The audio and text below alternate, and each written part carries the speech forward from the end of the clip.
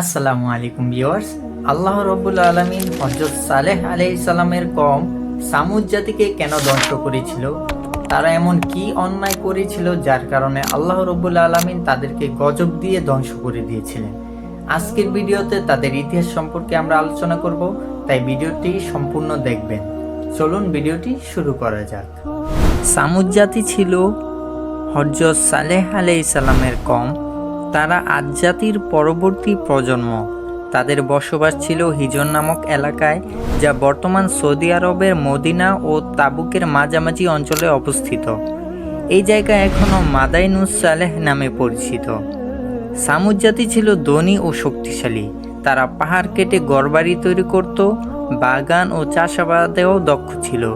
তারা আল্লাহর অগণিত নিয়ামতের মধ্যে বাস করলেও আস্তে আস্তে তাদের মধ্যে অহংকার ও অবিশ্বাস চলে আসে।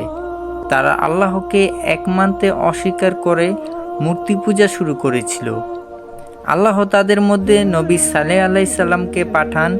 তিনি তাদেরকে বললেন, তোমরা আল্লাহর উপাসনা করো, তিনি ছাড়া তোমাদের আর কোনো ইলাহ নেই। কিন্তু তারা তার কথা শুনল না, বরং বলল, তুমি যদি সত্যি আল্লাহর রসুল হও তবে এমন একটি নিদর্শন আনো যা আমরা দেখতে পারি। আল্লাহ সালেহ আলাইহিস সালামের দোয়ায় এক অলৌকিক উটনী পাহাড় থেকে বের করে দিলেন। এটি ছিল তাদের জন্য একটি পরীক্ষা। সালেহ আলাইহিস সালাম বলছিলেন, এটি আল্লাহর ওট, তাকে কষ্ট দিও না, তার জন্য নির্ধারিত দিনে তাকে পানি পান করতে দিও। কিন্তু সামুদ জাতি অবাধ্য হয়ে উটনীকে হত্যা করল।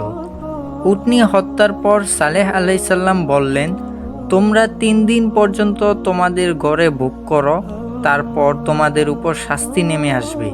3 দিন পর ভয়ঙ্কর একটি ভূমিকম্প ও বজ্রধ্বনি তাদের আঘাত করে এবং তারা সবাই ধ্বংস হয়ে যায়। শুধুমাত্র সালেহ আলাইহিস সালাম ও তার বিশ্বাসী অনুসারীরা রক্ষা পেয়েছিলেন। তাই আল্লাহ রাব্বুল আলামিনের প্রতিটা আদেশেই আমাদেরকে মেনে চলা উচিত। আজকের জন্য এতটুকুই। আল্লাহ হাফেজ।